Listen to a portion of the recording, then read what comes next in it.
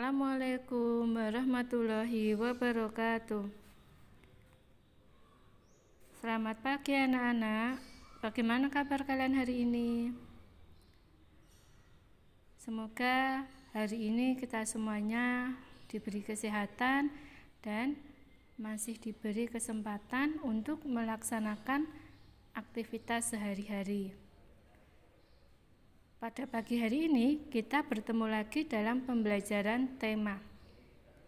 Sebelum kita mulai pembelajaran pada pagi hari ini, marilah kita awali dengan membaca basmalah bersama-sama terlebih dahulu. Bismillahirrahmanirrahim. Sudah siap ya?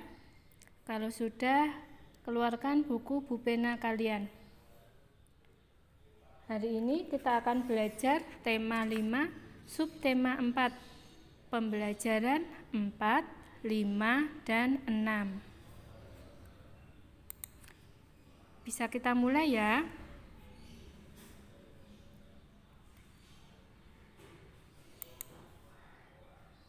Manfaat bersatu dalam keberagaman saat mengerjakan tugas kelompok.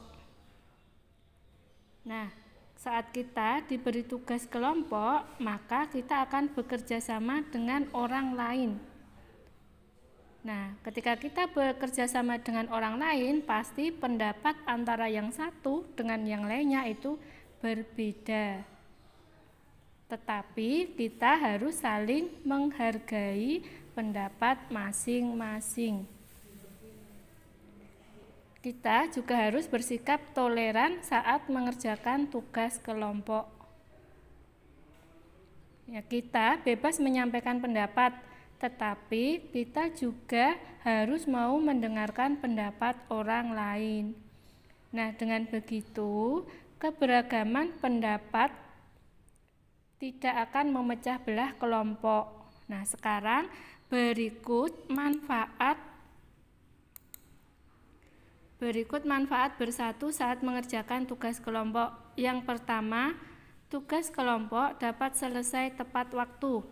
Yang kedua, perpecahan dalam kelompok dapat dihindari. Yang ketiga, tugas kelompok dapat dikerjakan dengan baik. Dan yang keempat, menciptakan keakraban antar sesama anggota kelompok. Nah, itu tadi manfaat bersatu saat mengerjakan tugas kelompok. Sudah paham ya? Sekarang kita lanjutkan. Manfaat bersatu dalam keberagaman saat membersihkan rumah. Nah, dalam keluarga itu kita tinggal bersama-sama dengan ayah, ibu, kakak, adik, atau yang lainnya. Nah, dalam keluarga itu kita juga harus bersatu saat membersihkan rumah. Nah, berikut ini manfaat bersatu dalam keberagaman saat membersihkan rumah. Yang pertama, pekerjaan membersihkan rumah terasa lebih ringan. Kedua, rumah selalu bersih dan nyaman.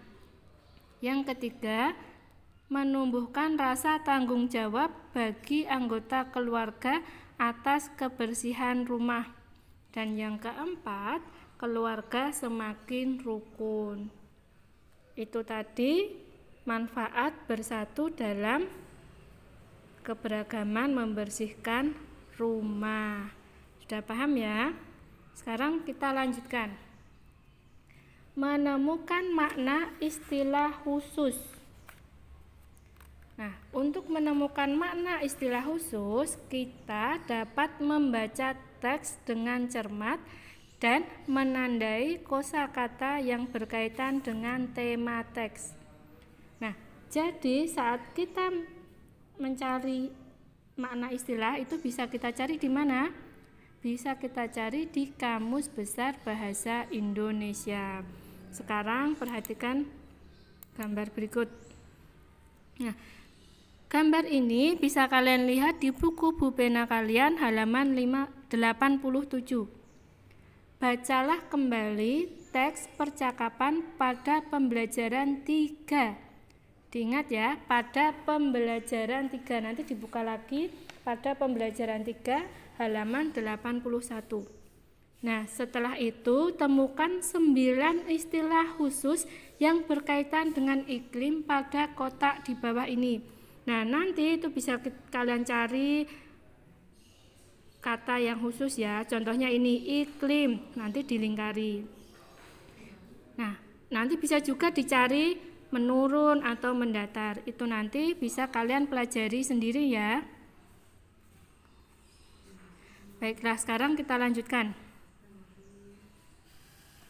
Pengurangan 2 pecahan berpenyebut sama.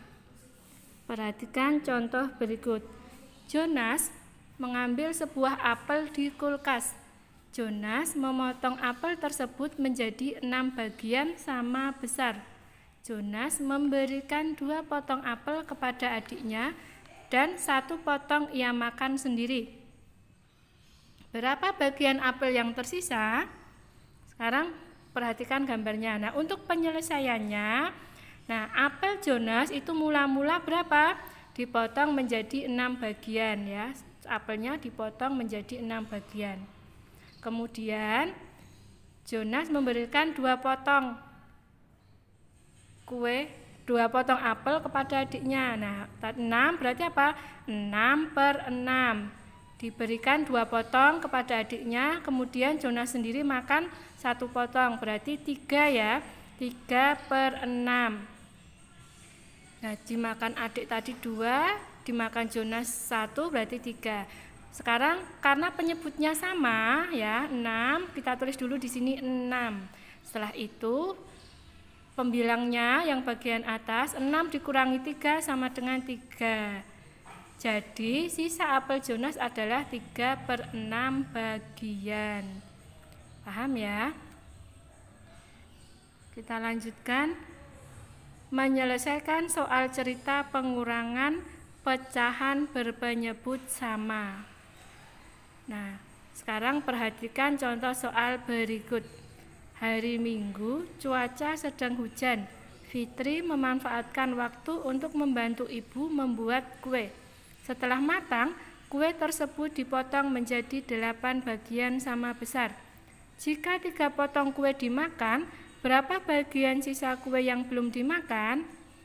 Penyelesaiannya tadi kuenya dipotong 8 bagian sama besar, berarti 8/8. Kemudian dimakan 3, berarti 3/8. Nah, sekarang sisa kuenya 8/8 kurangi 3/8 sama dengan, ditulis ya, karena penyebutnya sama tinggal ditulis 8 kurangi 3/8. Nah, sama dengan 5/8. Jadi sisa kue yang belum dimakan ada 5/8 bagian. Sudah paham ya? Kalau sudah, untuk tugasnya kerjakan ayo berlatih halaman 90. Muatan matematika. Yang ini ya, Usida kasih contoh dulu yang A. Tentukan pengurangan dan hasilnya sesuai gambar yang diberikan. Setelah itu warnai sesuai hasilnya. Nah, di sini ada 8/10 dikurangi. Nah, ini yang disilang nih ya, yang disilang ada 3, berarti dikurangi 3/10. Nah, di sini ditulis per 10, 8 kurangi 3, 5, berarti 5/10. Jadi nanti ini kalian arsir berapa? 5, diarsir 5 ya. Sudah paham ya? Kalau sudah, Usida cukupkan sekian pembelajaran pada pagi hari ini. Jangan lupa di rumah tetap belajar dan tetap jaga kesehatan. Jangan pernah tinggalkan sholat 5 waktu. Sebelum kita akhiri dulu ya dengan membaca hamdalah. Alhamdulillahirabbil alamin. Terima kasih atas perhatiannya. Usida tutup. Wassalamualaikum warahmatullahi wabarakatuh.